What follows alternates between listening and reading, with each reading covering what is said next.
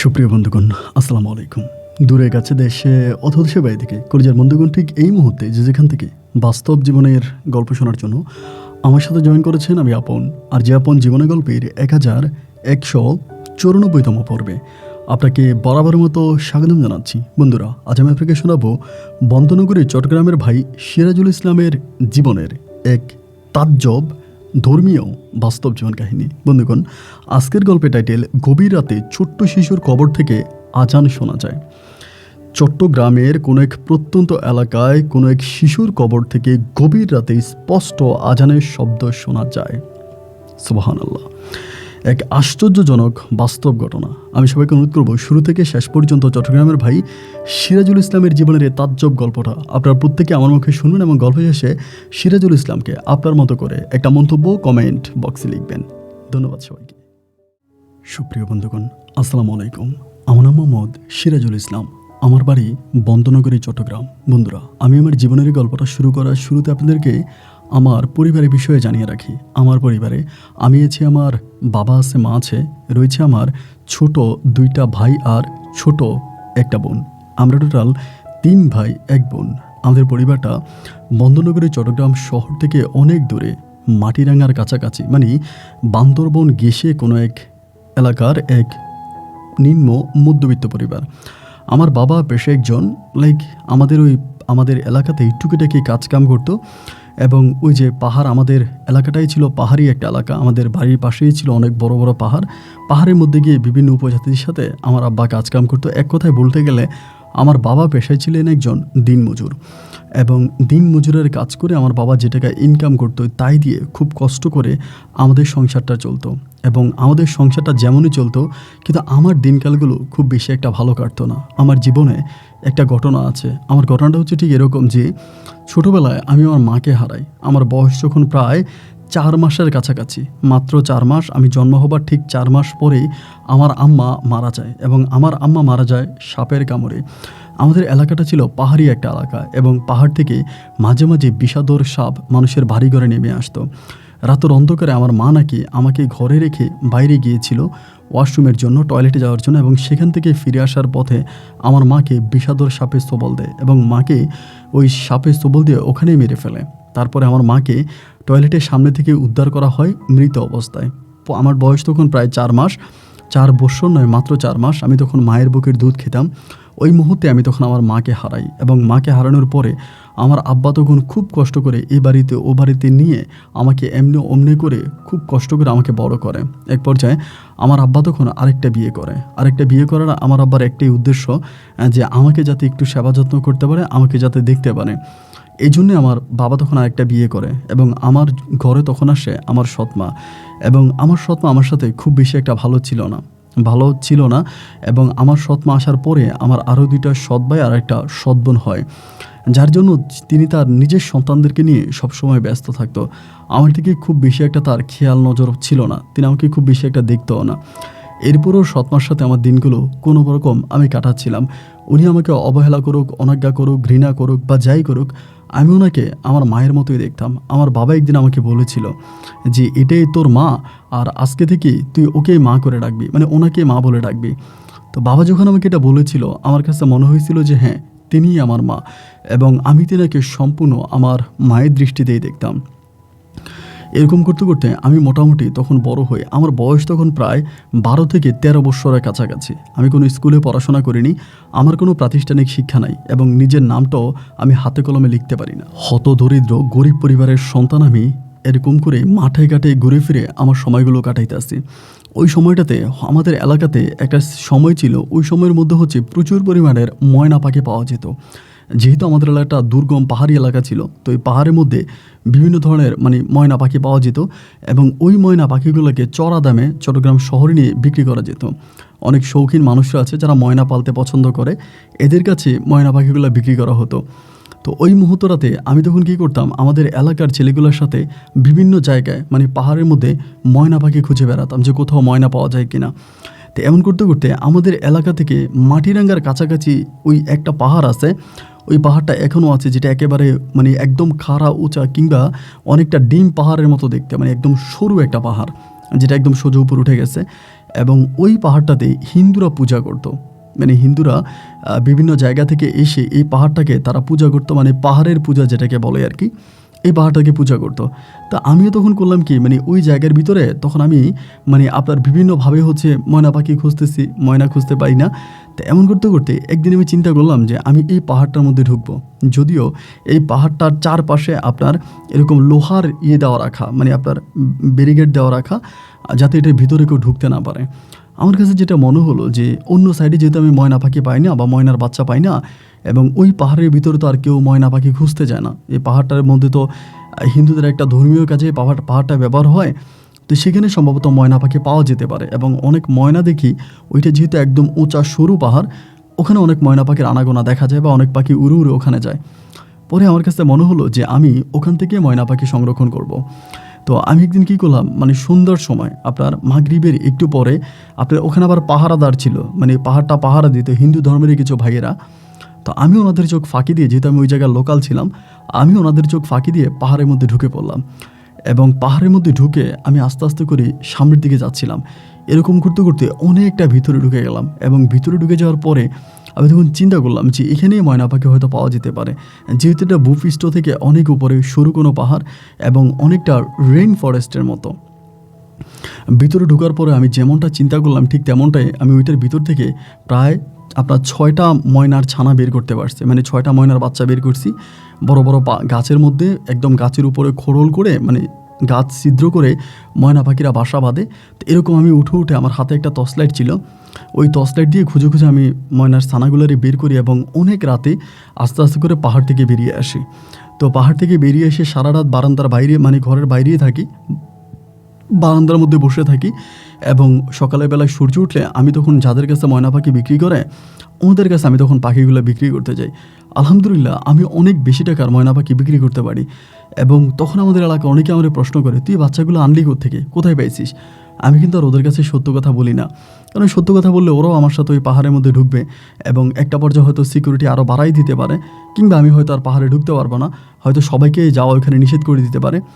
এই জন্য আমি আর বলতেছি না যে আমি অ্যাকচুয়ালি পাখিগুলো কোথায় পাইছি। তো আমরা সবাই জিজ্ঞেস করে, মানে আমাদের এলাকার আরও অন্য অন্য লোকেরাও আছে, ওরাও জিজ্ঞেস করে যে তুই পাখিটা পাইছিস কোথায়, মানে কই পাইছিস আমাদেরকে বল। আমি সত্য কথাটা কারো কাছেই বলি না যে আমি মূলত ময়না পাখিটা কোন জায়গায় পেয়েছি বা কোত্থেকে পাইছি। তো এরকম করে তখন আমি দিন রাতগুলো পাস করতেছি, দিন রাতগুলো কাটাইতেছি, মাঝে মাঝে যাচ্ছি 2 দিন পর বা 2 দিন পর যাচ্ছি যে ময়না পাখি আনতেছি। এরকম করতে করতে একদিন রাতের বেলায় আমি পাখির জন্য ঢুকে ভিতরে, কিন্তু পাখির জন্য ঢোকার পরে আমি হঠাৎ করে আমার রাস্তা হারিয়ে ফেলি। রাতের বেলায় তো সন্ধ্যার পরে ঢোকার পরে আমি রাস্তা ভুলে যাই, এবং মানে আমি কোনো রাস্তা পাচ্ছি না, ওখান থেকে বের হওয়ার জন্য কোনো রাস্তা খুঁজে পাচ্ছি না। মানে আমার কাছে মনে হলো যে আমার রাস্তাটাই মনে হয় কেউ ভুলিয়ে দিয়েছে, কারণ আমি এতবার এই পাহাড়ের মধ্যে ঢুকছি, এই পাহাড়ের প্রতিটা অলি গলি আমার চেনা আছে, অথচ আজকে আমি পাহাড় থেকে বের হওয়ার কোনো রাস্তাই খুঁজে পাচ্ছি না। মানে বুঝে উঠতে পারতেছি না যে আমি এখন কি করব। মাথার মধ্যে তখন প্রচণ্ড টেনশন কাজ করতেছে, মানে কি আর করব। মানে রাতের মধ্যে অনেকটা রাত পর্যন্ত ঘুরে আমি ওখানে কোনো রাস্তা খুঁজে পাই না। তা আমি চিন্তা করলাম পাহাড়ের মধ্যে থাকতেও ভয় লাগতেছে, কারণ এর যেহেতু হিন্দুদের ধর্মীয় একটা জায়গায়, হিন্দুরা এই পাহাড়কে মানে পূজা করে, তো এখানে অনেক দেবদেবীর গল্প ছোটোবেলায় শুনেছিলাম। তো চিন্তা করতেছি আমি কোনো বিপদে পড়ে যাই কিনা, বা কোনো দেবদেবী এসে আমাকে মেরে ফেলে কিনা, এই ভয়টাও মনের মাঝে কাজ করে। যাই হোক, ভয়কে জয় করে আমি তখন ওই পাহাড়ের মধ্যে থেকে গেলাম।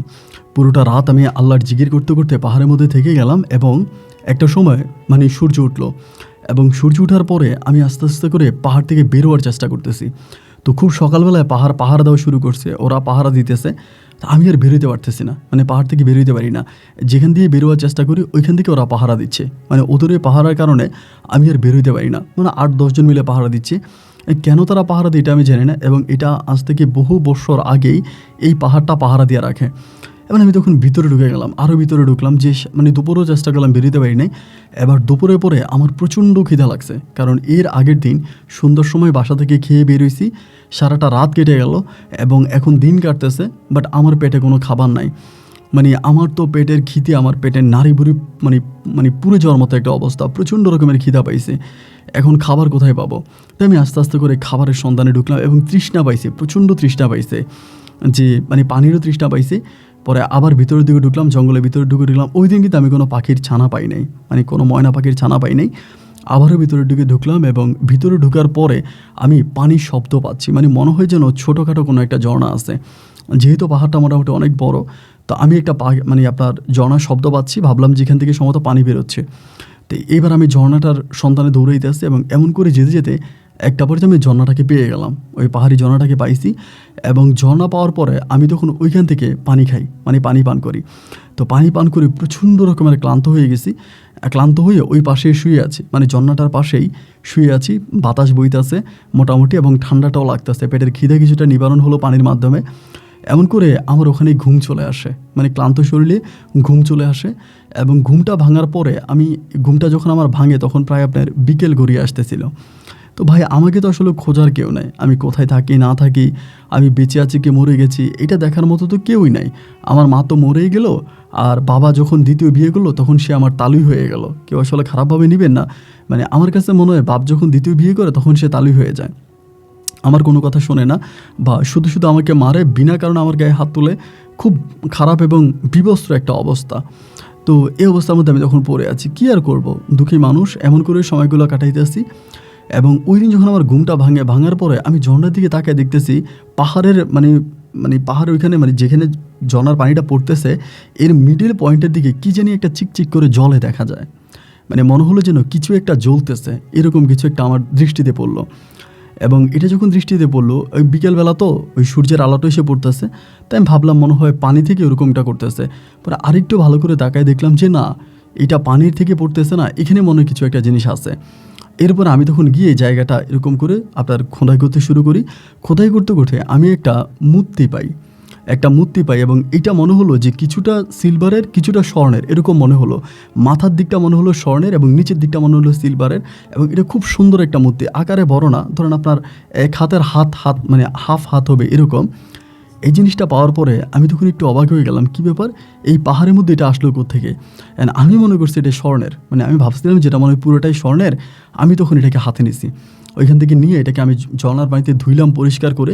এবং ধোয়ার পরে আমার গায়ে গেঞ্জি ছিল, গেঞ্জিটা খুললাম, শরীর থেকে গেঞ্জিটা খুলে আমি তখন এই গেঞ্জি দিয়ে এই জিনিসটাকে প্যাঁচায় ধরলাম, গেঞ্জি দিয়ে ভালো করে জিনিসটাকে প্যাঁচায় ধরলাম। ধইরা আমি তখন আস্তে আস্তে সন্ধ্যার দিকে আসতেছি। তো অন্য একটা রাস্তা দিয়ে তখন আমি ঢুকছি, অন্য একটা রাস্তা দিয়ে ঢুকে মোটামুটি একটু রিস্ক নিয়ে আমি তখন পাহাড় থেকে বেরিয়ে পড়ি।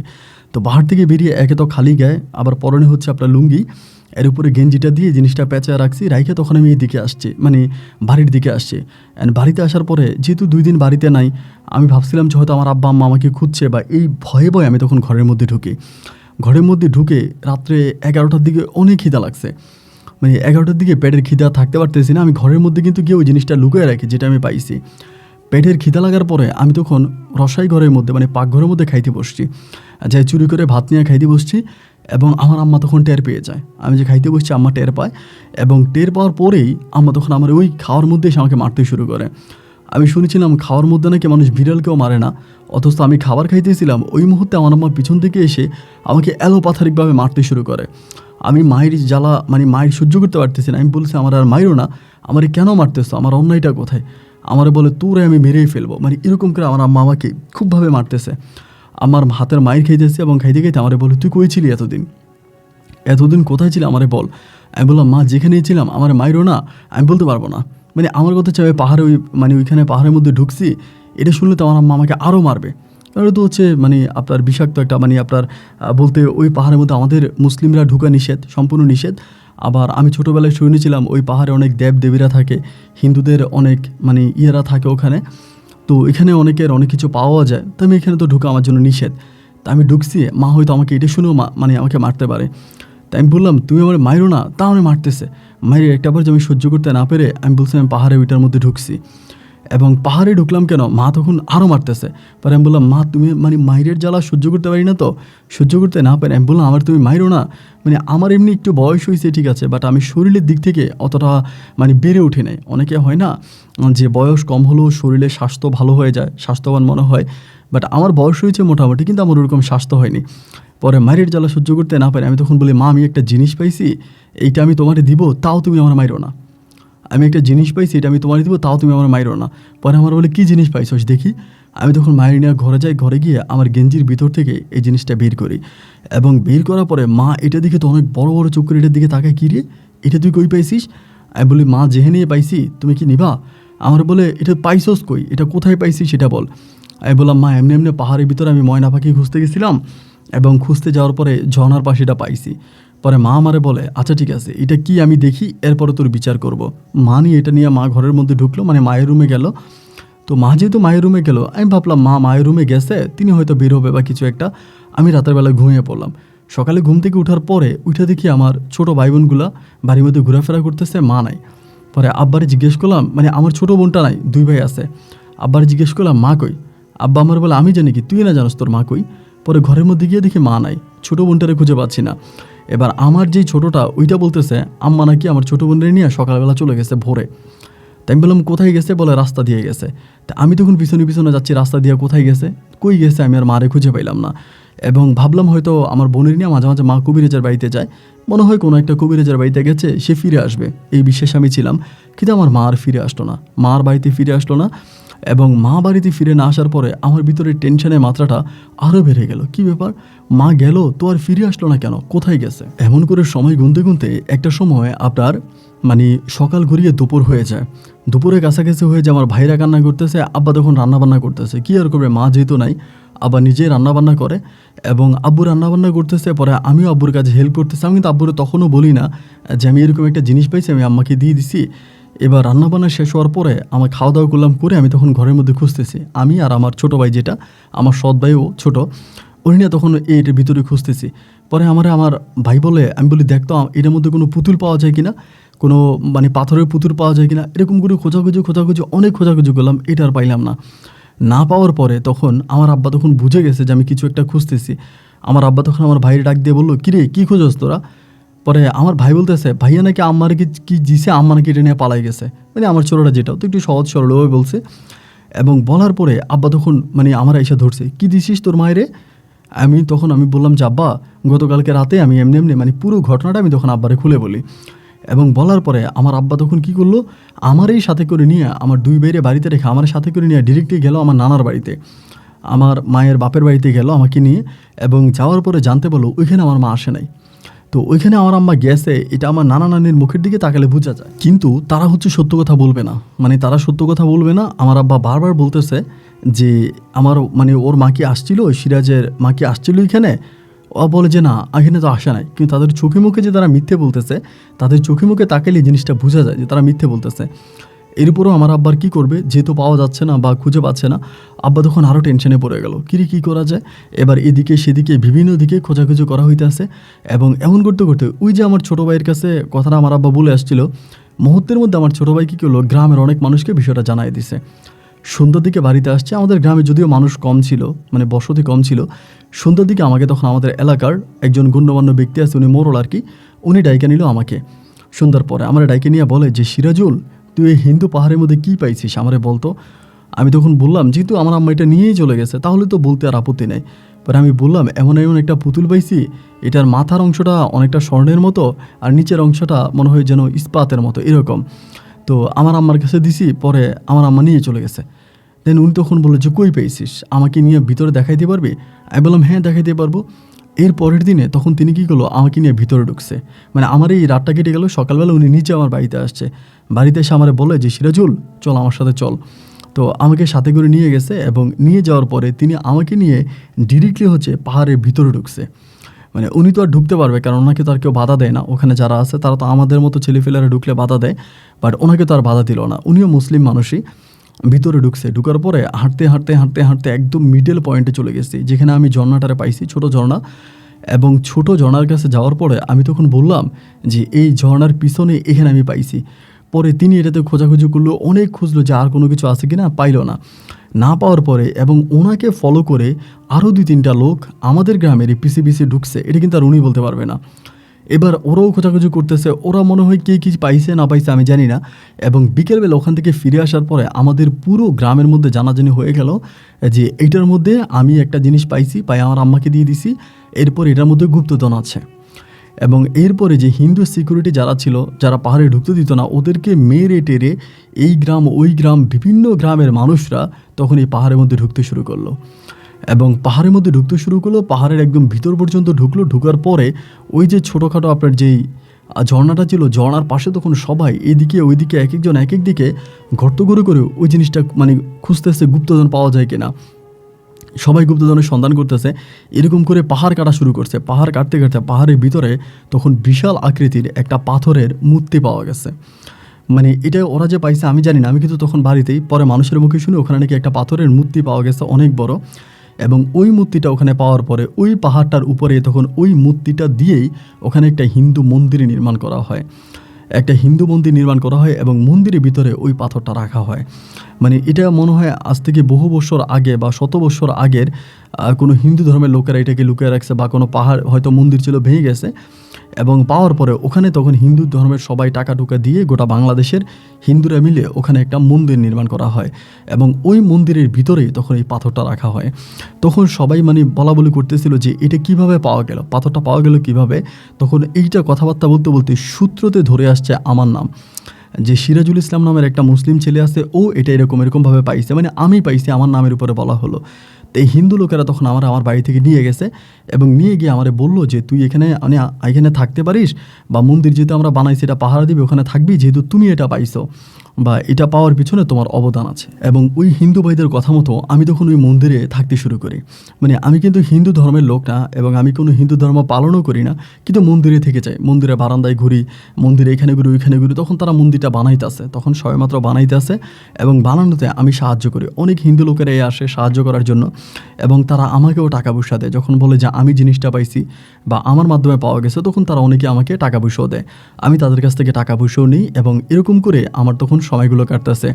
তো হিন্দু মন্দিরে যাচ্ছি, বাড়িতে আসতেছি, আলহামদুলিল্লাহ আমার দিনগুলো পুরা পরিবর্তন হয়ে গেছে এবং আমি যে এত একটা ভালো দিনে আসতে পারবো এইটা আমি কল্পনাও করতে পারি না। আমি খুব ভালো একটা দিনে আসছি এবং আলহামদুলিল্লাহ আমার কাছে তখন টাকা পয়সার অভাব নেই। হিন্দু লোকেরা আসলে আমাকে দেখতে আসে, আমাকে মন্দিরের কাছে নিয়ে যায়, সবাই আমাকে অনেকেই প্রণাম করে। তো আমার কাছে এগুলো যেন একটু কেমন কেমন লাগতো। এরকম করতে করতে আমি মোটামুটি প্রায় অনেকটাই বড় হয়ে যাই এবং আমার যে দুই ভাই ছিল, আমারও দুই ভাই তখন আমার আব্বাকে বাড়িতেই রেখে একাই চলে যায়, মানে তারা বিভিন্ন দিকে কাজে চলে যায়। আর আমার মা যে আমার কাছ থেকে মূর্তিটা নিয়ে গেল, এরপরে আমি মায়ের আর কোনো সন্ধান পাই নাই। মা কোথায় গেছে, কোন জায়গায় গেছে, আদৌ মা বেঁচে আছে কি মরে গেছে, ওনার কোনো সন্ধান পাওয়া যায়নি। ঠিক এই পর্যন্ত আমার ওই সৎমায়ের কোনো সন্ধান পাওয়া যায়নি। আমার নানা নানি যারা ছিল, আমার সৎমায়ের মা বাবা, তারা পর্যন্ত বলতে পারতেছে না যে আমার মা কোথায় গেছে। আমরা প্রথম দিকে সন্দেহ করছিলাম সম্ভবত আমার সৎ নানা নানি এরা মনে হয় মিথ্যা কথা বলে, সম্ভবত মা ওদের কাছে গেছে, ওরা ওই মূর্তির লোভে মিথ্যা বলতেছে। পরে জানতে পারলাম যে না, আসলেই মা সেদিন সকালবেলা তাদের কাছেও যায়নি, তবে মা কোথায় গেছে মায়ের কোনো খবর আমরা তখনও পাইনি। তো এরকম করে মন্দিরে থাকি, মন্দির থেকে কাজকাম করি, মাঝে মাঝে আমি ঢুকলে ওরা আমাকে টাকা ঢুকা দেয় বা আমার অনেকে করে আবার মন্দির দেখাশোনা করার জন্য হিন্দু ধর্মের যারা ঠাকুর হয়, বৈষ্ণব হয়, ওদেরকে রাখছিল, ওরা তখন ওইখানে মানে ধর্মীয় কাজ করে। তা আমি ঘুরে ফিরি, এরকম করে সময়গুলো কাটতে কাটতে একটা পর্যায়ে তখন আমার বয়স তখন অনেক বেড়ে যায়, মানে আমি তখন 19-20 বছরের মতো হয়ে যাই এবং ওখানকার যে হিসাবের অনেক কিছু আমাকে মানে অনেক হিসাব টিসাব আমার কাছে থাকে। মানে এক কথায় বলতে গেলে আমি ওই মন্দিরের একটা কমিটিও হয়ে যাই, মানে মন্দিরের একজন কমিটিও আমি হই। কিন্তু আমি বরাবরের মতো মুসলিম ধর্ম পালন করি এবং মুসলিম ধর্ম অনুযায়ী আমি আমার জীবনযাপন করতেছি। দেন এরকম করতে করতে পরে আমি কী করলাম, বাড়িতে আসি যাই। পরে আমার আব্বা আমার জন্য বিয়ে ঠিক করছে, মানে আমাকে বিয়ে করাবে। তো ওই সময় আসলে বিয়ে করার কোনো চিন্তা ভাবনা বা বিয়ে করার ইচ্ছে এগুলো কোনোটাই আমার মাথায় নাই। আমি হিন্দু মন্দিরে ঘুরতেছি, মন্দিরে যাচ্ছি এবং এরকম করে আমি সময়গুলো কাটাইতেছি। তো আমার আব্বা বলতেছে যে না, বিয়ে করাবে। আমার যেহেতু একটা ছোটো বোন ছিল, ওইটা নিয়ে আমার মা চলে গেছে, মায়ের তো আর কোনো খবর পাওয়া গেল না। আমার 2টা সৎ ভাই ছিল, তারাও কই জানি চলে গেছে, তাদেরও সন্ধান পাওয়া গেল না। তো আমার আব্বা বলতেছে আমি বাড়িতে একা থাকি, ঘরে থাকি, একা থাকি, আমার ভালো লাগে না, তুই বিয়ে কর। মানে বিয়ে করার জন্য আমাকে তখন আমার আব্বা একরকম প্রেশার ক্রিয়েট করে। তো আব্বু যখন এরকম করে বলতেছে, পরে আমি বললাম যে ঠিক আছে যাও, যেহেতু তোমার এতই ইচ্ছা বিয়ে করার জন্য, আমাকে বিয়ে করানোর জন্য, আচ্ছা ঠিক আছে যাও, আমি বিয়ে করব। পরে আব্বুকে আমি গ্রিন সিগন্যাল দিলাম এবং দেওয়ার পরে আমি তখন বিয়ে করার জন্য প্রস্তুতি নিচ্ছিলাম।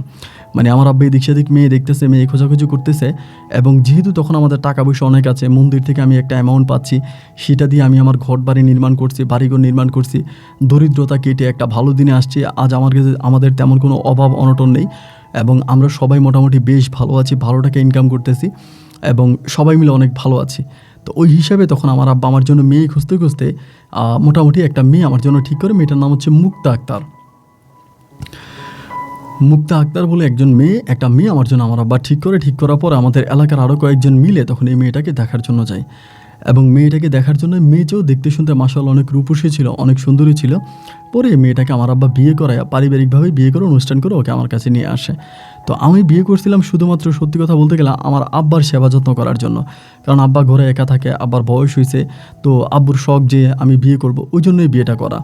তো বেশিরভাগ সময় আমার মন্দিরে কাটতো। ধরুন আমি সকালবেলা চলে যেতাম, সারাদিনে মন্দিরে থাকতাম, বিকালবেলা ফিরে আসতাম, বা মন্দিরে এরিয়াতে থাকতাম। ওভাবে কাটতে কাটতে এরকম করে সময়গুলো কাটতে কাটতে একটা পর্যায়ে আমার বউর ঘরে কোনো সন্তান হচ্ছিল না। প্রায় 1 বছর হয়ে গেল, কোনো সন্তানাদি হয় না বিয়ের পরে। তাই মুক্তা আমারে বলতেছে, একদিন আমার সাথে শুয়ে শুয়ে বলে, আচ্ছা সিরাজুল, তোমার একটা কথা বলবো? আমি বললাম হ্যাঁ বলো। বলে আচ্ছা তুমি তো মুসলমান তাই না? আমি বললাম হ্যাঁ মুসলমান। তা বলে মুসলমান হয়ে যে তুমি হিন্দু মন্দিরে যাও, তোমার খারাপ লাগে না? আমি বললাম না, মন্দিরের যারা হত্যাকর্তা আছে তারা আমারে মানে, তারা ভাবে যে আমি মন্দিরের জন্য অনেক কিছু করছি এবং আমার উসিলায় তারা মন্দিরটা পাইছে, বা আমার উসিলায় তারা ওই জিনিসগুলো পাইছে, এই জন্য তারা ওখানে মন্দির বানাইছে, এই জন্য তারা আমাকে শ্রদ্ধা করে বা আমাকে মানে, অতটুকুই, এতে আমার খারাপ লাগবে কেন? পরে বলতেছে না, তুমি একটা মুসলিম মানুষ হয়ে হিন্দু মন্দিরে যাও আসো, আমার না একটু ওখানে যাইতে ইচ্ছে করে, আমি একটু এখানে যাব। তাই আমি বললাম যে তুমি যাবো, ওখানে তো অনেক মুসলমানরাই যায়, অনেক মুসলমানরাও যায়, অনেক মুসলমানরাও মানত করে টাকা পয়সা দিয়ে আসে, তো তোমার যদি ইচ্ছে হয় তুমি যাইবা, আমি তো তোমাকে বাধা দিইনি, কেন আমি বাধা দিয়েছি? আমাকে বলে না তুমি বাধা দাও না, কিন্তু এরপর আমার জানি কেমন কেমন লাগতেছে। আমি বললাম ধুরো বোকা, কেমন কেমন লাগার কিছু নাই, তোমার যদি যেতে ইচ্ছে হয় তাহলে তুমি যাও, সমস্যা কি? ও তখন আমাকে বলে, তাহলে কি তুমি কালকে আমাকে সাথে করে নিয়ে যাবা? যদি আমাকে একটু সাথে করে নিয়ে যাও তাহলে আমি পুরোটা মন্দির একটু দেখবো, আমার মন্দিরটা দেখার অনেক ইচ্ছা, তুমি যদি আমাকে সাথে করে নিয়ে যাও তাহলে আমি মন্দির দেখবো। আমি বললাম ঠিক আছে, তোমার যদি মন্দির দেখতে ইচ্ছে হয় তা আমি তোমাকে সাথে করে নিয়ে যাবো, কোনো সমস্যা নাই। তো এর পরের দিন আমি মন্দিরের দিকে রওনা দিলাম, আমার বউ তখন আমার সাথে রওনা দিল, মুক্তা আমার সাথে রওনা দিল। তো আমার সাথে রওনা দিয়ে আমি তখন অনেকের সাথে পরিচয় করাই দিলাম, এর আগেও যদি অনেকেই চিনতো, যারা চিনি না তাদের সাথে পরিচয় করাই দিলাম যে আমার বউ। তো ও তখন এরকম করে একদিনে আমাকে নিয়ে গেছে, নিয়ে যাওয়ার পরে ও সবসময় ওখানে যাইতো, এরপরে আমার সাথে যাইতো না, ও একা একাই চলে যেত, ওইখানে গিয়া ফল ফ্রুট খাইতো, মন্দিরে ঘুরতো। মন্দিরটা অত বড় করে করা হয়নি, অত বেশি আপনার ইনভেস্ট টাকা পয়সাতে খরচ করা হয়নি, মোটামুটি যেটুকু পারছে ওরকম করে করা হয়েছে, নর্মালি। দেখুন মন্দিরের মধ্যে ও নিজেও যাইতো, আমিও যাইতাম, এরকম করে করে যাতায়াত করতে করতে মাঝে মাঝে দেখতাম ওই মূর্তির সামনে বসে ও বিভিন্ন ওদের সাথে হিন্দু মহিলাগুলোর সাথে ও নিজেও কীর্তন বলে বা বিভিন্ন ধর্মীয় করে। তো এমন করতে করতে আমি একদিন ওরে বললাম যে মুক্তা, তুমি মন্দির দেখাশোনা করার জন্য গেছো, তোমার দেখতে ইচ্ছে হয়েছে পাহাড়ের উপর একটা মন্দির, তুমি দেখলা, কিন্তু আমি মাঝে মাঝে দেখি যে তুমি হিন্দু মহিলাদের সাথে বসে বসে তুমি ওদের ধর্ম পালন করো। আমি তো ছোটোবেলা থেকে এই মন্দিরে আছি এবং ওই মন্দির আমার নিজের ঘর বাড়ির মতো, কই আমি তো কখনো আমার ধর্ম ছেড়ে ওই ধর্ম পালন করি না, আমি তো আমার ধর্মই পালন করি, তাহলে তুমি কেন এটা করো, তুমি কেন ওই জিনিসটা করো? তো আমি কিন্তু তখনও ভাই মূল ঘটনা জানতাম না যে ও অ্যানিমাজে কিন্তু মারাত্মক কিছু একটা জিনিস করে ফেলে, এটা একটু পরেই বুঝবেন। পরে ও আমারে বলতেছে, একটা কাজ করো, তোমার একটা বুদ্ধি দেই, যদি আমার বুদ্ধিটা মানো তাহলে তুমি অল্প দিনে কোটিপতি হয়ে যাবা, আমারে বলে। আমি বললাম অল্প দিনে কোটিপতি হওয়ার তো আমার দরকার নেই, তাও তোমার বুদ্ধিটাকে আমি একটু শুনি, তোমার মাথায় আল্লাহ কোন বুদ্ধি দিয়েছে। ও আমাকে বলে, একটা কাজ করে চলো, তুমি হিন্দু হয়ে যাও, আমারে বলে। আমি বললাম কেন, আমি হিন্দু হব কেন, আমি তো মুসলিমে আছি, মুসলিম ধর্ম পালন করতেছি এবং মুসলিম রীতিনীতি মানতেছি, তা আমি হিন্দু কেন হব? আমাকে বলে, তুমি যদি হিন্দু হও তাহলে অল্প দিনে তুমি কোটি কোটি টাকার মালিক হয়ে যাবা, তুমি অনেক টাকার মালিক হবা। আমি গোপন সূত্রে খবর পাইছি অনেক লোকেরাই তোমাকে দান সরকার করতে চায়, তোমাকে টাকা পয়সা দিতে চায়, হিন্দু ধর্মের তোমাকে প্রণামী দিতে চায়, কিন্তু তারা যখনই জানে যে তুমি মুসলমান তখন তোমাকে আর দেয় না। তাই তুমি একটা কাজ করো, তুমি হিন্দু হয়ে যাও এবং হিন্দু ধর্ম অনুযায়ী যদি তুমি চলো তাহলে তুমি মন্দির থেকে অনেক টাকা ইনকাম করতে পারবা। আমি তখন বললাম, দেখো আমার এটার প্রয়োজন নাই, আমি এটা করবো না, এবং আর তুমিও মন্দিরে যাওয়ার প্রয়োজন নাই, তুমি আর মন্দিরে যেও না। এবং এটা বলার পরে ও ওই কথাটা যখন আমাকে বলে, এরপর থেকে আমি আস্তে আস্তে মন্দিরে যাওয়া কিছুটা কমাই দিই। আগে যেরকম প্রতিনিয়তই যাইতাম, সবসময় মন্দিরেই বসে থাকতাম, ওখানে আমার সময় কাটতো, এরপর থেকে মন্দিরে যাতায়াত করাটা একটু কমাই দেয়, আগের থেকে একটু কমিয়ে দেয়। এবং কমিয়ে দেওয়ার কারণে আমার বউ তখন আমার উপর রাগ করে যে তোমার আমি মন্দিরে যেতে বলি, তুমি এখন কম যাও কেন? ও আমাকে নিজে সাথে করে জোর করে নিয়ে যায়, আমি যেতে চাই না, জোর করে নিয়ে যায়। ওই সময় কিন্তু আব্বা বাড়ির মধ্যে থাকে, আর আমি আমার বউকে বিয়ে করছিলাম, আমি মুক্তাকে বিয়ে করছিলাম বিশেষ করে আমার আব্বার খেজমত করার জন্য, কিন্তু ও কোনোদিন আমার আব্বাকে একবেলার ভাতও রান্না করে খাওয়াই নাই। আমার আব্বা এই বয়সে পর্যন্ত আব্বা নিজেরটা নিজে রান্না করে খায়, আব্বা নিজেরটা নিজে রান্না করে নিজেরটা নিজেই খায়, আমাদেরটা আমার আব্বা খায় না। আর মুক্তা রান্নাবান্নাও খুব বেশি একটা ও করে না, রান্নাবান্না করলেও রান্নাবান্নার হাত খুব একটা ভালোও না। যাই হোক, এভাবেই তখন পড়ে আসি, আমি সময়গুলো কাটাইতেছি, মাঝে মাঝে যাই, এরকম করতে করতে ও আমাকে প্রতিনিয়ত প্রেশার দিত। আমারে তুমি হিন্দু হয়ে যাও, তুমি হিন্দু হয়ে যাও, তুমি হিন্দু ধর্ম পালন করো, তাহলে এই মন্দির থেকে তুমি অনেক টাকা পাবা। এরকমভাবে আমাকে মানে অলওয়েজ যে বলতো, আমি তখন বললাম যে না, আমি হব না। এবং না হব না বলাতে ওর সাথে আমার তখন ঝগড়া লেগে যায়। এবং ঝগড়া লাগতে লাগতে একটা পর্যায়ে আমাকে বলে, আচ্ছা ঠিক আছে, তোমার রিয়েল হিন্দু হওয়ার দরকার নাই, তুমি মানে হিন্দু ধর্মের অভিনয় করো। হিন্দুরা যেরকম ধুতি পরে বা ওরা যেরকম পোশাক আশাক পরে তাদের মতো পোশাক আশাক পরো, এবং তুমি বুঝাও যে তুমি হিন্দু। তবে এটা মানে করো শুধু টাকার জন্য, এতে তুমি অনেক সাহায্য সহযোগিতা পাবা। আমাদের তো অনেক অভাব অনটন, আমরা তো এই অভাব কেটে উঠতে পারবো না। তো যদি তুমি এভাবে কিছু টাকা ইনকাম করতে পারো, তাহলে আমরা অল্প দিনে এই অভাব অনটন থেকে বেরিয়ে যেতে পারবো। আমরা একটা স্বর্ণালী সকালে আসতে পারবো, একটা ভালো দিনে আসতে পারবো। পরে আমি বললাম, দেখো আমি এটা পারবো না, আমি এটাও পারবো না। পরেও আমাকে প্রেশার দেয়। আসলে বউয়ের প্রেশার যে কতটা মারাত্মক, যারা দরজাল টাইপের বউ নিয়ে সংসার করে এরা শুধুমাত্র ওটাই ভালো জানে। রাগী বউ যে কতটা খারাপ হয়। তো আমাকে সাথে এরকমভাবেও আমাকে জোর জবরদস্তি করতো। আমি 1 দিন 2 দিন 3 দিনে কতদিন মানা করব। একটা সময় আমি তখন ওর কথায় তখন বাধ্য হয়ে আমি তখন এই ধুতি পাঞ্জাবি পরতে শুরু করলাম হিন্দু ধর্মের। এবং এই ধুতি পাঞ্জাবি পরে আমি মন্দিরের দিকে যাচ্ছি, মন্দিরে বসি। এবং তখন ওখানকার যারা হিন্দু ধর্মের লোক ছিল তারা অত্যাধিক খুশি হলো যে আমি সিরাজুল ইসলাম, আমি হিন্দু হয়ে গেছি। মানে সবার মনে তখন অনেকটা সুখ বিরাজ করে যে না, ও আমাদের ধর্মে চলে আসছে। বা মন্দিরে এরকম যাতায়াত করতে করতে ভগবানের তরফ থেকে তার উপরে একটা দয়া লেগে গেছে, বা ভগবানের আশীর্বাদে সে এখন হিন্দু হয়ে গেছে। এরকম করে সবাই আমাকে বলতো। আসলেই কিন্তু আমার বউর কথা সত্য।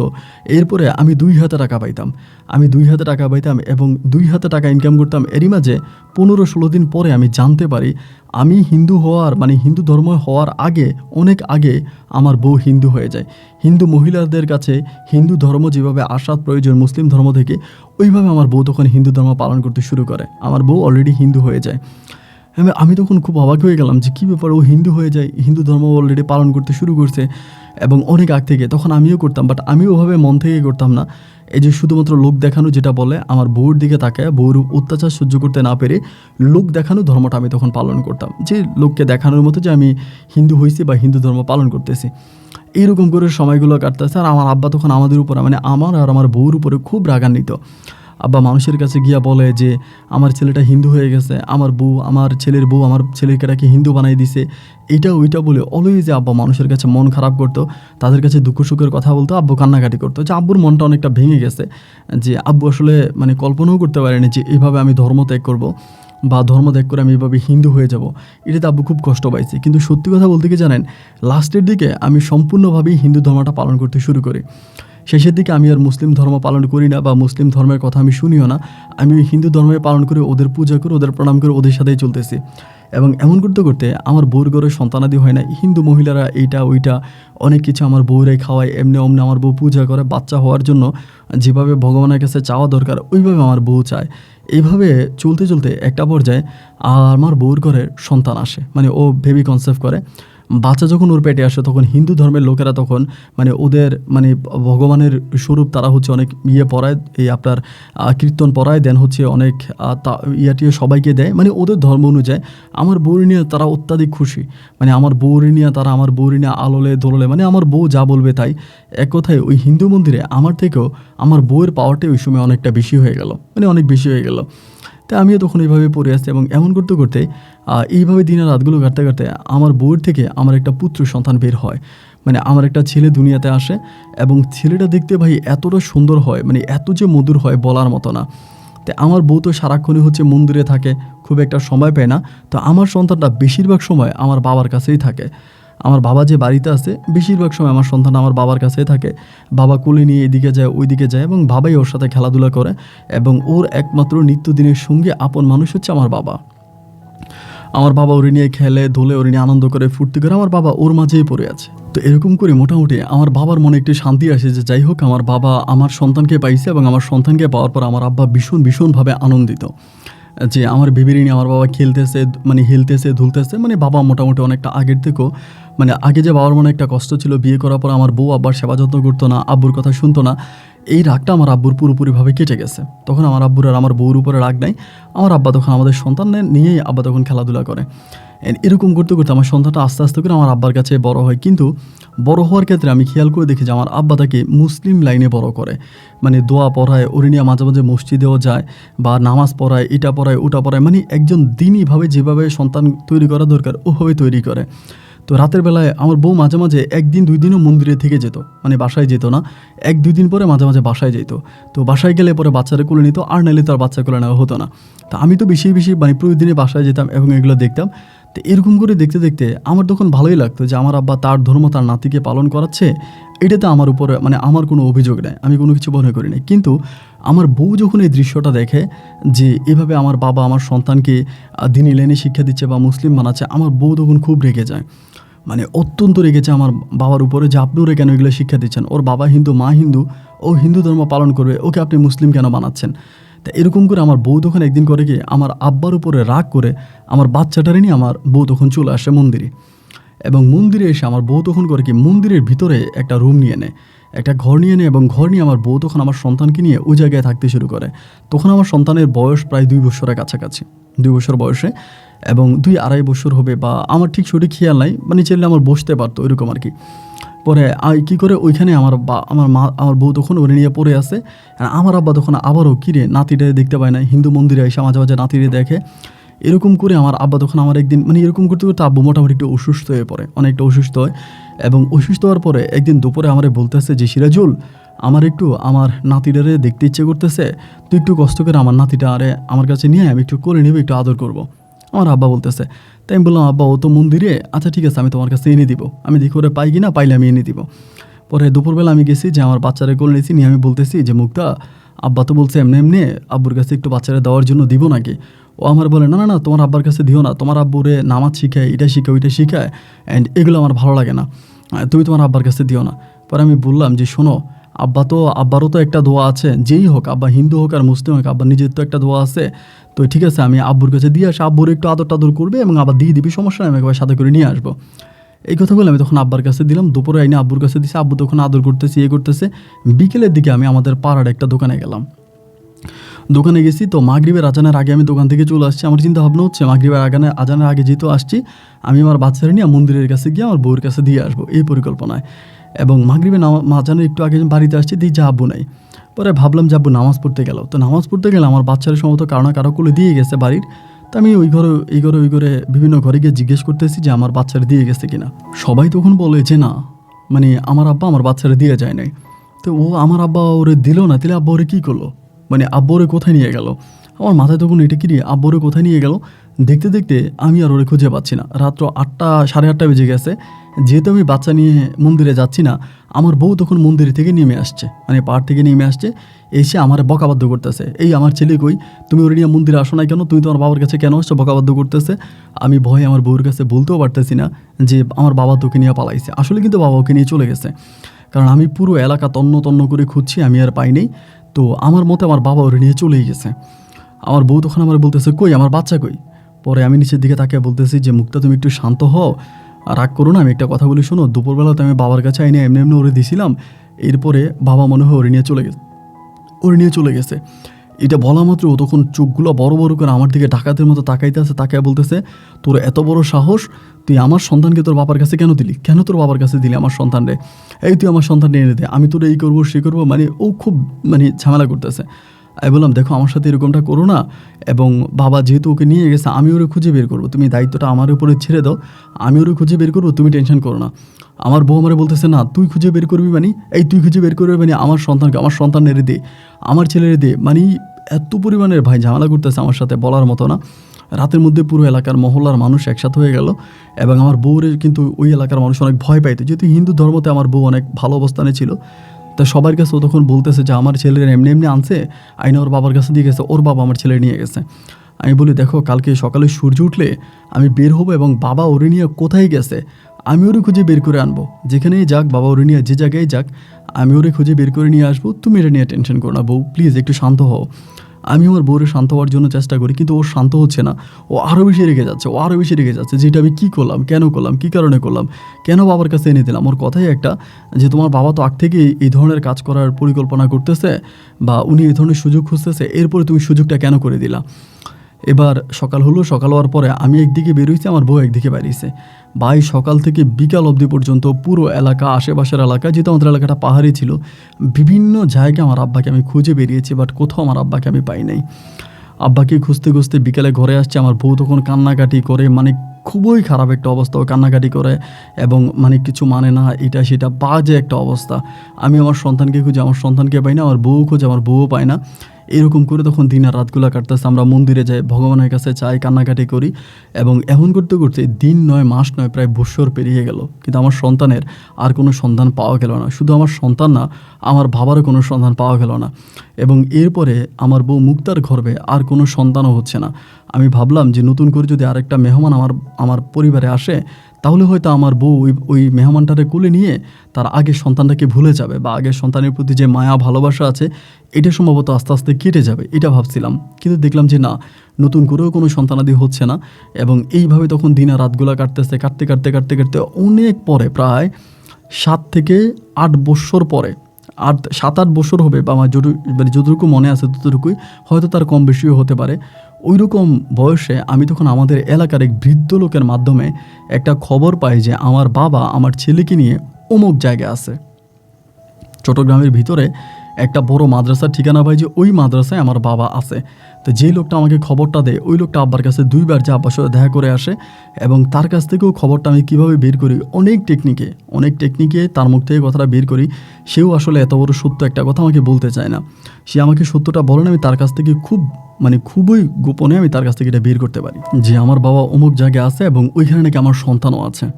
পরে আমি গোপনে ওই কাকারে নিয়ে, উনি আবার মুসলমান ছিলেন আমাদের এলাকার, ওই কাকারে নিয়ে পরে আস্তে আস্তে খুঁজতে ওই জায়গার মধ্যে গিয়া আমি আব্বাকে খুঁজে বের করি। এবং আজকে প্রায় 8-10 বছর পরে আমি আব্বাকে আমার সামনে দেখতে পাই, এবং আব্বাকে দেখার পরে আমি আবেগে আপ্লুত হয়ে পড়ি। আমি আব্বাকে ঝুড়ি ধরে কান্না করতে শুরু করি। আমার আব্বার তখন অনেক বয়স হয়ে যায়, আব্বা নিজেও কান্না করে। আমি তখন বললাম যে আব্বা, মানিক কোথায়? আমার সন্তানের নাম রেখেছিলাম মানিক, যদি আমার বউ আরেক নামে ডাকতো, বাট আমি মানিক বলে ডাকতাম। তো আমি বললাম যে আব্বা, আমার মানিক কোথায়? পরে বলে, ওরে তো আমি মাদ্রাসায় ভর্তি করাইছো, মাদ্রাসায় পড়ে। তো কোন মাদ্রাসায় ভর্তি করাইছো? বলে হাফিজিয়া মাদ্রাসায়, একটা হাফিজিয়া মাদ্রাসা আছে, ওইখানে ভর্তি করাইছে। তো পরে আমি বললাম যে আমি ওরে দেখবো। পরে আমি ওর কাছে গেছি, তো এত ছোটোবেলায় আব্বা নিয়ে আসছে, তো ওই আমাকে চিনিও না। পরে আমার দাদা বলে, মানে আমার আব্বা বলে ওর কাছে যে দাদু ভাই, এটা তোমার আব্বু। তা আমি ওর সামনে দেখলাম, ও আমার দিকে তাকে আসছে, বাট আমার চিনতে পারে না। আমি বুকে জড়ায় ধরে কান্না করতেছি। তো আমি যেহেতু হিন্দুর পোশাক পরে আছি, ও মানে ওর বাবারে, মানে আমার আব্বুরে বলতেছে যে দাদু ভাই, আব্বু এরকম পোশাক পরে আছে কেন, যদি আমার বাবা হবে? বলে, তোমার আব্বা হিন্দু ধর্ম পালন করে, এটা বলে। এবং হিন্দু ধর্ম পালন করি, এই কথাটা শোনার পরেই মানে আমার ছেলে তখন আর আমার সাথে কথা বলে না। মানে কথা বলে না, যে আমার বলতেছে যে না, আমি ওনার কাছে যাবো না, মানে আমার কাছে আসবে না। ওই সময় কিন্তু আমার ছেলে কোরআনে হাফিজের কাছাকাছি, মানে অর্ধেক পর্যন্ত হাফিজি পড়ে ফেলে। তো মানে হাফিজি পড়তেছে, পরে বলছে আমি ওনার কাছে যাব না। পরে আমার আব্বা বলতেছে যে জানা সমস্যা কি, তোর ডাকতেছে, তোরই তো বাবা, যা। ও আমার কাছে আসতে চায় না। পরে আমি জড়ায় ধরলাম, চুমু দিলাম, দেওয়ার পরে তখন আমি আবার ওইখান থেকে চলে আসছি। আমার আব্বারে বলছে, আব্বা আমার বউকে বলার দরকার নেই, বা ও যেহেতু এখানে আছে এখানে থাকো, কারণ আমার বউ জানলে তো খুব ঝামেলা করবে, কারণ ও তো ভালো কিছু করবে না, বরং খারাপটাই করবে।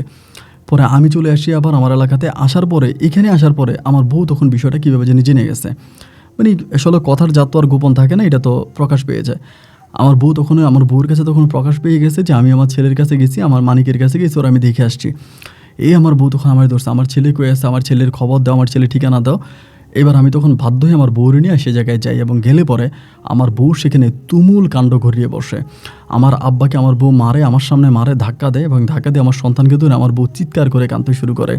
তো আমার ছিল যেহেতু মা, তো মায়ের তো একটা টান আছে, যে মায়ের দুধ খেয়ে বড় হয়েছে, ওই মারে দেখো নিজেও কান্নাকাটি করে এখনও সন্তান ছাড়া আসবে না, মানে ছেলে ছাড়া আসবে না।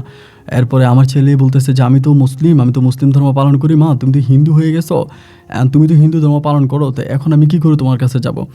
আমার ওয়াইফ বলতেছে তুই আমার সাথে চল, আমি তোর জন্য যা করা দরকার তাই করবা, আমি ধর্ম বর্ণ আমি সব ছাড়বো, আমি তোরে চাই। মানে কান্নাকাটি করতেছে, মানে মা ছেলের এই মধুর কান্নাকাটি দেখে সবাই তখন একটু আবেগী হয়ে গেল। পরে আমি আব্বারে বললাম, আব্বা মানিক যদি হিন্দু ধর্ম পালন করতে চায় তাই হিন্দু, আর যদি মুসলিম ধর্ম পালন করে তাহলে সে মুসলিম ধর্ম পালন করবে, এর উপরে আমরা কোনো প্রেশার দিব না। তুমি চলো, তুমি আমাদের সাথে চলো, আমরা ওরে নিয়ে যাই। আমি আব্বারে বলার পরে আমার আব্বা তখন বলতেছে যে না, ও থাকুক এখানে। আমি বললাম না চলো। পরে আব্বারে আর আমার ছেলে মানিককে জোর করে আমি তখন চিটাগং থেকে আবার ওই জায়গায় নিয়ে আসি, মানে আমাদের এলাকাতে নিয়ে আসার পরে আমার বউ তখন চলে যেত মন্দিরের দিকে, আমিও মন্দিরের দিকে সকালবেলা চলে যেতাম। ওই আমার ছেলে আমার বাবার কাছে থাকতো, এরকম করে প্রায় মাস 3 মতো কেটে যায়। এবং মাস তিনেক কাটার পরে আমার ছেলে তখন পুরোপুরি হাফিজি প্রায় ক্লিয়ার করে ফেলে, প্রায় কোরআন হাফেজের হয়ে যায়। পরে নিয়ে যায় ওরে বাড়ির দিকে নিয়ে যায়, আমার বউ তখন নিয়ে যায় যে তুই এদিকে আয়, আমি তোরে মানে ইয়েতে নিয়ে যায়, মানে মন্দিরের দিকে নিতে চায়। আমার ছেলে যায় না, ও আমাকে বলে যে আব্বু আমি ওইখানে যাবো না, আমার ওইখানে ভালো লাগে না।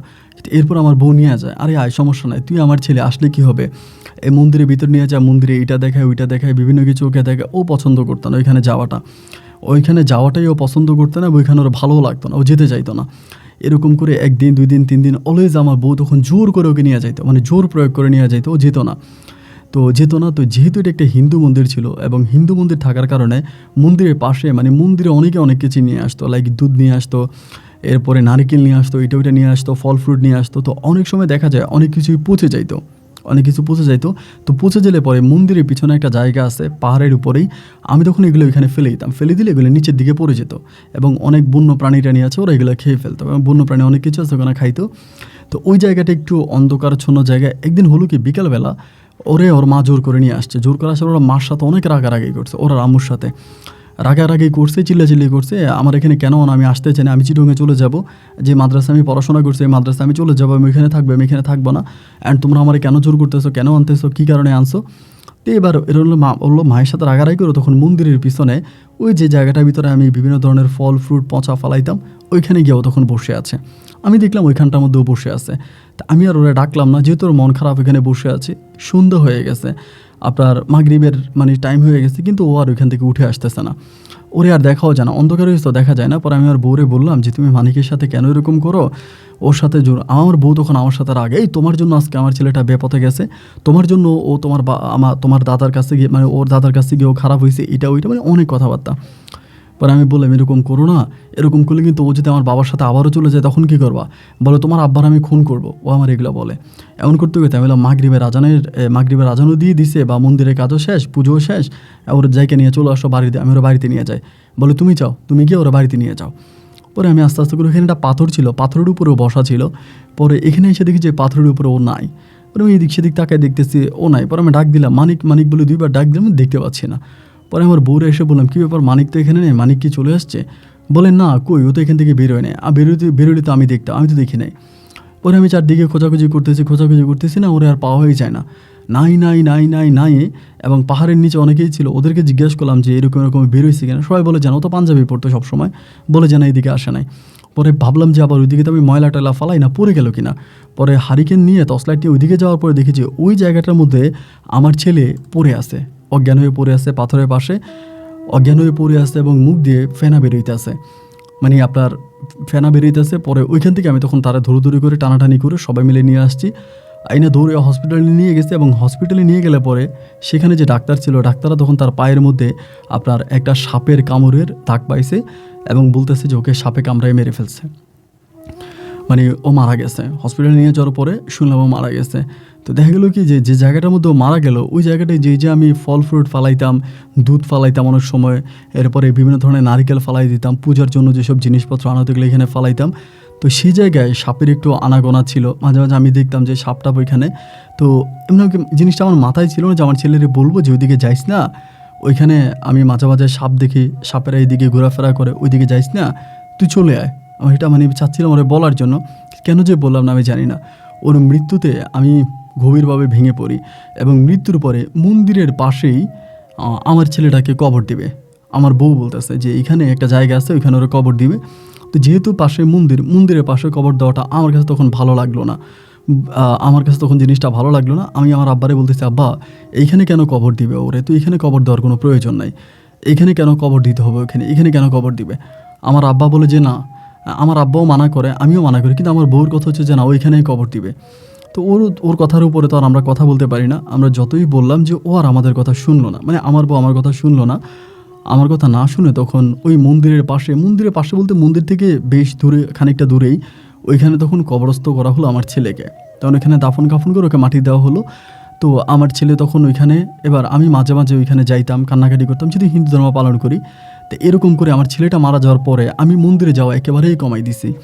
শুধু মাঝে মাঝে আমার ছেলেটার কাছে যাইতাম, আবার আসতাম, এবং তখন আমি গোপনে গোপনে মানে আমার ভিতরে আমার ওই মানে হিন্দু ছিলাম আমি, ঠিক আছে, আমার বউয়ের কথা মতো হয়েছি, কিন্তু আমার কেমন জানি ওই মুসলিম ধর্মের প্রতি ওই টানটা ছিল। আব্বার সাথে থাকতাম, আব্বার সাথে উঠতাম চলতাম, আব্বার সাথে ফিরতাম, এরকম করতে হিন্দু ধর্মের মানে একজন বড় ঠাকুর ছিল মন্দিরের মধ্যে, যিনি আমাদের ধর্মের যাদেরকে মুসলমান বলা হয় এরকম, যিনি পূজা করতো, পূজারী ছিলেন। ওই পূজারী কয়েকদিন পরে বিভিন্ন লোকদেরকে এখানে বলতেছে যে রাতের বেলায় নাকি আমার সন্তানের কবর থেকে মানে সন্তানের কবরের ওই দিক থেকে আজানের শব্দ শোনা যায়। ওই যখন এখানে আরও কয়েকজনকে বললো, তারাও বললো যে হ্যাঁ আমরা তো একটা আজানের শব্দ শুনতে পাই, ওই দিক থেকে আজানের শব্দটা আসে। তো ওই দিকে কিন্তু আরেকটা মসজিদ আছে, মানে এটার থেকে বেশ দূরে, খানিকটা দূরে বা ওই পাহাড়ের ঢালুর দিকে একটা মসজিদ আছে। আমি বললাম যে ওইখানে তো মসজিদ আছে, সম্ভবত মসজিদ থেকে আপনার আজানের শব্দটা ওইখান থেকে আসে।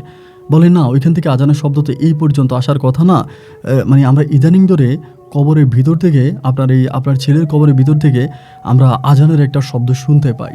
আমি তখন বললাম আপনারা এটা কি বলেন যে কবরের ভিতর থেকে আজানের শব্দ শোনা যাবে? কবরের ভিতর থেকে আর আজানের শব্দ শোনা যায়? এটা কোনো কথা? একটা মানুষ মরে গেলে কি আর সে আজান দিতে পারে? এবং আমরা তখন বলতেছি যে না, ওই দিক থেকে আজানের শব্দটা আসে। তা আমি তখন নিশ্চিত থাকি যে ওই মসজিদ থেকে আজানটা দেয়, এবং ওরা মনে করে কবর থেকে আজানটা আসে। আর এখানে কবর দেওয়াতে মানে ওই যে হিন্দু ধর্মের যারা ছিল অনেকেই কিন্তু এটাতে খুশি হতে পারে নাই, কিন্তু আমার ওয়াইফের উপরে কথা বলতে পারে না। আমার ওয়াইফ এখানে, আমার ওয়াইফকে সবাই মানে, এবং আমার ওয়াইফকে মানার কারণে তখন আর কেউ আর কোনো কথা বলে নাই, ওখানে মানে কবরস্থ করা হয়। তো এখন এই যে আজানের শব্দটা শুনতে হবে, এটার কিছুদিন পরে মানে সত্য কি মিথ্যা এটা তো একমাত্র ঈশ্বর বলেন বা আল্লাহ বলেন, তিনিই ভালো জানে। এক পর্যায়ে হঠাৎ করে সে মানে যিনি ঠাকুর ছিলেন আপনার মন্দিরের, তিনি সবাইকে ডেকে বলতেছে, মানে হিন্দু ধর্মের সবাইকে ডেকে বলতেছে এমন এমন ঘটনা আমি রাতের বেলায় স্বপ্নে দেখেছি, আমাকে এসে বলেছে আসমান থেকে যে এই কবরটা যদি এখান থেকে সরিয়ে ফেলা হয়, এই কবরটা এখানে রাখার কারণে আমাদের মানে ওনাদের যে মূর্তি আছে বা ওনাদের যে ভগবান আছে, ভগবানের ক্ষতি হচ্ছে বা কষ্ট পাচ্ছে, এখান থেকে কবরটা সরাই ফেলতে হবে। পরে আমি বললাম যে কবর দিয়ে গেলাম, তখন কিন্তু প্রায় 8-9 মাসের মতো হয়ে গেছে, 8-9 মাসেরও বেশি সময় এখানে কবর দিয়ে দিচ্ছি, এখন বলতেছে এখান থেকে কবরটা সরাই ফেলতে হবে। তাই বললাম যে এটা কীভাবে সম্ভব? না, এখান থেকে কবর সরাইতে হবে। আমি বললাম যে এখানে কবর দেওয়া হয়ে গেছে, তা এখান থেকে কবরটা সরাবো কেন, এবং জায়গাটা তো সরকারি জায়গা। তা আমি যতই রাগারাগি করলাম, যতই চিন্তা করলাম, আমার বউ একটা পক্ষে ওদের পক্ষে চলে গেল, মানে ওই হিন্দু ঠাকুরের পক্ষে চলে গেল, এবং ঠাকুরের পক্ষে গিয়ে ওখান থেকে কবরটা তারা সরাই ফেলবে। আমি যতই অনুরোধ করলাম, যতই বললাম যে, তারপর আমি প্রায় 5-6 মাসের মতো যুদ্ধ করে মানে নিচে যুদ্ধ করে কবরটা রাখি, এবং 5-6 মাস পরে তারা ওখান থেকে কবরটা ভেঙেই দিবে। এবং শেষ পর্যন্ত কবরের জায়গাটা সহ আশেপাশে পুরো জায়গাটা আপনার ওই যে মানে যেগুলো বোল্ডোজার হয়, যে মাটি কাটার যেগুলো হয়, এইসব দিয়া তারা তখন হচ্ছে পুরোটা কবরের মানে একদম কবরটা সহ কবরের চারপাশে মাটিটা এইভাবে উঠাই ফেলে, এবং উঠাইয়া অন্যত্র একটা জায়গার মধ্যে, তখন ওই জায়গার মধ্যে ওই মাটিগুলো সহ হাড়গুলো সহ 1 বছর তো আসলে ওভাবে কোনো কিছু পচে না, এরপর ওই জায়গার মধ্যে রাখছে, এবং অনেক কিছু আমি চোখের সামনে দেখতে পাইছি। এরপরে হুজুর ডেকে আমি পুনরায় আবারও নতুন করে জানাজা করে ওই জায়গাটা চারপাশে করে তখন আমি আবারও আমার সন্তানকে ওখানে রাখলাম। তো এই যে আমার সন্তানটাকে ওখান থেকে এভাবে তার লাশটাকে নিয়ে আসা হলো, এটিতে আমি প্রচুরভাবে মর্মাহত হলাম। এবং হওয়ার পরে একটা সময় আমি মন্দিরে যাওয়া বন্ধ করে দিলাম, টোটালি আমার ওইখানে যাচ্ছি না। আমার বউরে আমি বললাম যে এখান থেকে চলে আসো, তো আমার বউ আর আমার কথা শুনলো না, আমার বউ ওখান থেকে আসলো না, যতই বললাম সে আসলো না। এবং শেষ পর্যন্ত আমি ওখান থেকে ডিরেক্টলি মন্দিরে যাওয়া বন্ধ করে দিলাম, আমার বউর সাথে যোগাযোগে বিচ্ছিন্ন করলাম। এক পর্যায়ে আমি আমার বউকে তালাক পর্যন্ত দিয়ে দিলাম, যেহেতু আমার কথা শুনলো না। ও আমার কাছ থেকে তালাক নিয়ে মন্দিরের মধ্যে আছে, আমি তখন এখানে চলে আসলাম। এবং আমার সন্তানটার কবরটা পরিবর্তন করার পরে মানে স্থান পরিবর্তন করার প্রায় আপনার 1 থেকে 1.5 বছরের মাথায় আমার আব্বা মারা যায়। তো আমার ছেলের পাশে আমি আমার আব্বাকে কবর দিই, এবং আজ পর্যন্ত আমি ঠিক এই জায়গায় পড়ে আছি। আমার বয়স এখন অনেক হয়েছে, অনেক বয়স আমার, আমিও প্রায় মরণ পথের যাত্রী, আমারও দাড়ি চুল পেকে গেছে।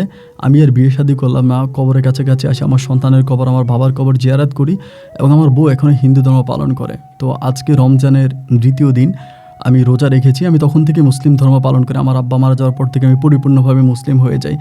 তো আজকে রোজা 3য় দিন আমি রোজা রেখেছি। আমি জানি না আসলে আমি জীবনে অনেক পাপ করেছি, এত পাপ করেছি যা বলার মতো না। আমি পুরোপুরিভাবে অনেকগুলো বৎসর পুরো হিন্দু ধর্মের প্রণয়িতার মতো ছিলাম, হিন্দু ধর্ম পালন করেছি, হিন্দু ধর্ম মতো জীবন চালাইছি।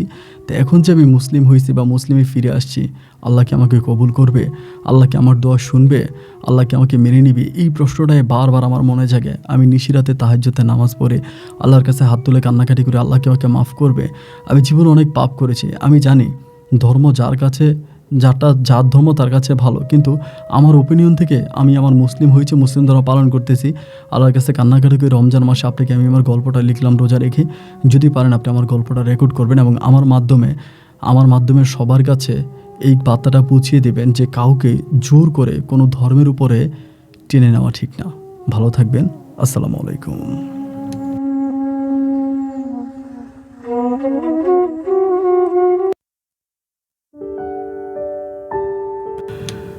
বন্ধুগণ, সবাইকে অনেক বেশি ধন্যবাদ। এতক্ষণ পর্যন্ত চট্টগ্রামের ভাই সিরাজুল ইসলামের, বর্তমানে তিনার বয়স অনেক বেশি, আমার বাবার বয়সী, এবং তিনিও মরণপথের যাত্রী হয়ে গেছে, অনেক অসুস্থ মানুষ। তো তিনার একটা শেষের যে কথাটা ছিল, এটা খুবই মূল্যবান একটা কথা। জোর প্রয়োগ করে যাতে কাউকে ধর্মের পথে নিয়ে না যাওয়া হয়। আসলে আমরা আমাদের ধর্মের মাঝে একটা জিনিস বলি কি, আমি কোনো ধর্মকে ছোট করছি না, পৃথিবীর প্রত্যেকটা ধর্মই, আমার মা যতই খারাপ হোক সে আমার কাছে ভালো, আপনার মা যতই খারাপ হোক তো আপনার কাছে আপনার মা ভালো। ঠিক তেমনি ধর্মটাও এরকম, আমার ধর্ম আমার কাছে ভালো, এটা আপনার কাছে কেমন এটা আমার দেখার বিষয় না। সো যার ধর্ম তার কাছে অবশ্যই ভালো।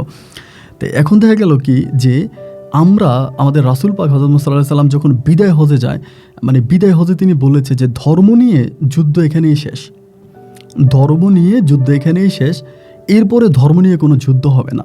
আপনি আপনার ধর্ম মতো বুঝাবেন একটা মানুষকে আপনার ধর্মে আনার জন্য, যদি সে আসে ভালো, আর যদি না আসে জোর করে মারামারি করে যুদ্ধ করে ধর্মে আনার বিধান রাসূল তখনই নিষেধ করে দিয়েছে। এরপরও বিদায় হজের ভাষণ আমরা না শুনে আমরা আমাদের সমাজে এখনও দেখি যে ধর্ম নিয়ে মারামারি কাটাকাটি এটা হয়ে যাচ্ছে, ধর্ম নিয়ে এখনও যুদ্ধ ফাইটিং এগুলো হইতেছে। তো এটা না আসলে ঠিক না। এবং ওনার ওই শেষের কথা আমাকে ভীষণ ভালো লেগেছে, সিরাজুল ইসলাম ভাইয়ের কথাটা। তো যাই হোক, আল্লাহ ওনার ছেলেকে ওনার বাবাকে ন্যায় খায় দান করে এবং ওনাকে আল্লাহ ইসলামের পথে কবুল করেছে, এই জন্য আল্লাহর কাছে শুকরিয়া। আর ওনার বউ এখনও হিন্দু ধর্ম পালন করে, ওনার বউর নাম মুক্তা রানী, এখন বর্তমানে মুক্তা রানী রাখা। তো মুক্তা রানী ওনার মতোই আছে, ওনার কাছে ওনার ধর্ম বেটার, এই জন্য উনি এটাই পালন করতেছে, এটা ওনার ব্যক্তিগত বিষয়। যাই হোক, সবাই ভালো থাকবেন, সুস্থ থাকবেন, এবং আজকের এই গল্প নিয়ে যদি আপনার কোনো মতামত থেকে থাকে কমেন্ট বক্সে লিখবেন। এখানেই বিদায়, ইনশাআল্লাহ দেখা হবে অন্য দিন অন্য কারো বাস্তব জীবনের গল্প নিয়ে। আল্লাহ হাফেজ এন্ড আসসালামু আলাইকুম।